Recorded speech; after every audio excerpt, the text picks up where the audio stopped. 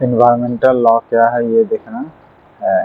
Okay, environmental law में protection act is an umbrella legislation. Comment करना है environmental यानी मतलब प्रोटेक्शन जो एक्ट है इज एन अम्ब्रेला लेजिस्लेशन है। कमेंट करिए इस पर। देखिए, पर्यावरण संरक्षण जो अधिनियम है उसको अक्सर अम्ब्रेला कानून कहा जाता है। ओके, एनवायरमेंट प्रोटेक्शन एक्ट जो है is often refer to as an umbrella. ठीक है, refer to as an umbrella legislation माना जाता है। एनवायरमेंट प्रोटेक्शन जो एक्ट है इसे प्राय रिफर किस रूप में लिया जाता है? रिफर करेगा एज एन अम्ब्रेला लेजिस्लेशन के रूप में रिफर करता है। ठीक है, refer to as an umbrella legislation इसे अक्सर कहा जाता है। ओके, क्यों? क्योंकि यह जो होती है पर्यावरण संरक्षण और संरक्षण के लिए एक व्यापक ढांचा प्रदान करता है। क्यों करती है? क्योंकि ये प्रोवाइड करती है comprehensive framework for environmental. Okay, ये क्या करती है? प्रोवाइड कम्प्रहेंसिव फ्रेमवर्क करती है किसके लिए? फॉर इन्वायरमेंटल प्रोटेक्शन के लिए। ओके, कम्प्रहेंसिव फ्रेमवर्क तैयार करती है फॉर इन्वायरमेंटल प्रोटेक्शन के लिए। ओके, ये प्रोवाइड करेगी comprehensive framework for environment protection के लिए। इसीलिए क्या होता है, अम्ब्रेला लेजिस्लेशन को प्राय रेफर करते हैं to as an umbrella legislation वाले कहते हैं इन्वायरमेंट प्रोटेक्शन एक्ट को। ओके, इन्वायरमेंट प्रोटेक्शन एक्ट को। And conservation. ओके, यह जो एक्ट होती है अधिनियम सरकार को पर्यावरण संरक्षण के विभिन्न पहलुओं को रेगुलेट यानी विनियमित और नियंत्रित करने में सक्षम बनाता है, जिनमें शामिल है कुछ इस प्रकार, इंक्लूडिंग कौन कौन सा है? दिस एक्ट जो होती है enable to government to regulate. ये एक्ट जो होती है ये क्या करती है? गवर्नमेंट को इनेबल करती है रेगुलेट करने के लिए। ओके, ये जो एक्ट है ना गवर्नमेंट को इनेबल करेगी रेगुलेट करने के लिए और कंट्रोल करने के लिए। ओके, रेगुलेट करने के लिए और कंट्रोल करने के लिए इन किसमें वेरियस एस्पेक्ट पहलुओं में यानी डिफरेंट डिफरेंट एस्पेक्ट जो पहलू है उसमें करना होता है ऑफ द इन्वायरमेंटल प्रोटेक्शन में। Okay, various aspect of the environment protection. Okay, environment protection में बहुत सा एस्पेक्ट होता है, इसको लेकर के इनेबल करती है गवर्नमेंट को कि आप इसे रेगुलेट करिए और कंट्रोल करिए। ठीक है, इन्वायरमेंट प्रोटेक्शन के एस्पेक्ट में देखा जाए तो ये गवर्नमेंट को इनेबल करेगी कि आप इसे रेगुलेट करिए या कंट्रोल करिए। ओके, इसमें इंक्लूडिंग है जैसे पॉल्यूशन कंट्रोल शामिल है। ठीक है, दूसरा है हजार्डस वेस्ट मैनेजमेंट शामिल है। ओके, तीसरा है इन्वायरमेंटल इम्पैक्ट असेसमेंट है। पहला पॉल्यूशन कंट्रोल, दूसरा हजार्डस वेस्ट मैनेजमेंट, तीसरा इन्वायरमेंटल इम्पैक्ट असेसमेंट है, चौथा है कंजर्वेशन ऑफ नेचुरल रिसोर्स है। Okay, conservation of natural resource होगा अर्थात प्राकृतिक संसाधनों का संरक्षण करना भी है। ठीक है, जो भी पहला है प्रदूषण नियंत्रण यानी पॉल्यूशन कंट्रोल करना है, दूसरा है हजार्डस वेस्ट मैनेजमेंट करने का भी है यानी खतरनाक अपशिष्ट प्रबंधन करना होता है, हजार्डस में खतरनाक। ओके, फिर इन्वायरमेंटल इम्पैक्ट असेसमेंट पर्यावरणीय प्रभाव का आकलन भी करना होता है। ठीक है, और कंजर्वेशन ऑफ नेचुरल रिसोर्स क्या है ये देखना होता है। As an umbrella legislation, umbrella legislation में देखिएगा it allow for subsidiary law. यह क्या करती है?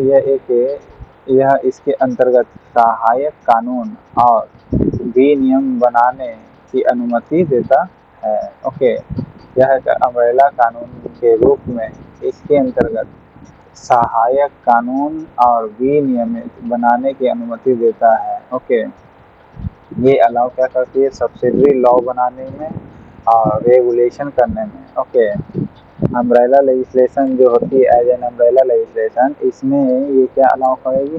सब्सिडरी लॉ अलाउ करेगी एंड रेगुलेट करेगी टू मेड अंडर। ठीक है, जो इसके अंतर्गत में बनाया जाता है to made under it. Okay, to allow करिए सब्सिडी लॉ बनाइए और रेगुलेट करिए टू मेड अंडर इट, इसके अंतर्गत में बनाया जाता है subsidy law and regulation. Okay, जो विशिष्ट पर्यावरणीय मुद्दों को अधिक विस्तार से संबोधित करते हैं। ओके, जो विशिष्ट पर्यावरण जो मुद्दा है उसको अधिक विस्तार से संबोधित करता है। And addressing the specific environment issue. Okay, addressing क्या करेगी, स्पेसिफिक जो इन्वायरमेंट इशू जो है, ओके, उसको क्या करेगी, एड्रेसिंग करेंगी इन मोर डिटेल्स। किसमें एड्रेसिंग करेंगी, मोर डिटेल्स के रूप में करेगी। ठीक है, स्पेसिफिक इन्वायरमेंटल जो इशू है उसको एड्रेसिंग करेगी मोर डिटेल्स में, अधिक से अधिक मात्रा में उसे डिटेल्स में एड्रेस करेगी, बताएगी। यह जो ढांचा उभरती पर्यावरणीय चुनौती है उससे निपटने में लचीलापन और अनुकूलनशीलता प्रदान करता है। ओके, यह जो फ्रेमवर्क जो है, ओके, इनेबल टू फ्लेक्सिबिलिटी, ये फ्रेमवर्क जो है, जो बनाया गया है, फ्रेमवर्क इनेबल किया गया है flexibility and adaptability. Okay, flexibility और एडेप्टेबिलिटी यानी अनुकूलनशीलता को क्या करती है ये, in addressing emerging environmental challenge. Okay, ये एड्रेस करेगी क्या, जो इमर्ज हो रही है ना इन्वायरमेंटल चैलेंज, उसको ध्यान रखता है, कह सकते हैं हम। ठीक है, यह ढांचा उभरती जो पर्यावरण चुनौती है यानी जो इमर्जिंग इन्वायरमेंटल चैलेंज है, ओके, इमर्जिंग इन्वायरमेंटल चैलेंज है, उसको क्या करेगी, एड्रेसिंग करेगी। ओके, एड्रेस करेगी। ओके, इन्वायरमेंटल चैलेंज जो है, इमर्जिंग जो हो रही है, इमर्जिंग इन्वायरमेंटल चैलेंज, उसको क्या करेगी, एड्रेसिंग करेगी। और इसमें ये ऐसा फ्रेमवर्क बनाएगी जिसमें फ्लेक्सिबिलिटी और एडेप्टेबिलिटी हो। Okay, framework enable to flexibility and adaptability in addressing emerging environmental challenge. Okay, act umbrella natural facility क्या है, इस अधिनियम के अंतर्गत में अम्ब्रेला की निम्नलिखित सुगम बनाती है। अम्ब्रेला नेचर फैसिलिटी देखते हैं। पहला क्या करेगी, coordination among various government agency. ये क्या करती है, विभिन्न सरकारी जो एजेंसी होती है उसके बीच में क्या करेगी, कोऑर्डिनेशन करेगी यानी समन्वय बैठाएगी। Okay, among various government agency जो है उसके बीच में क्या करेगी, कोऑर्डिनेशन बनाएगी विभिन्न सरकारी एजेंसियों के बीच। ओके, समन्वय बनाएगी यानी कोऑर्डिनेशन करेगी। दूसरा है integration of environmental concern into development planning. ये क्या करेगी कि विकास योजना में पर्यावरणीय जो चिंता है उसका एकीकरण करेगा। ओके, विकास योजना जो है यानी डेवलपिंग प्लानिंग, डेवलपमेंट जो प्लानिंग है उसके करने में जो इन्वायरमेंटल कंसर्न है, ओके, इन्वायरमेंटल कंसर्न है उसको क्या करेगी, इंटीग्रेट करेगी। ओके, इन्वायरमेंटल जो कंसर्न है उसको क्या करेगी इंटीग्रेट करेगी यानी इंटीग्रेशन करेगी।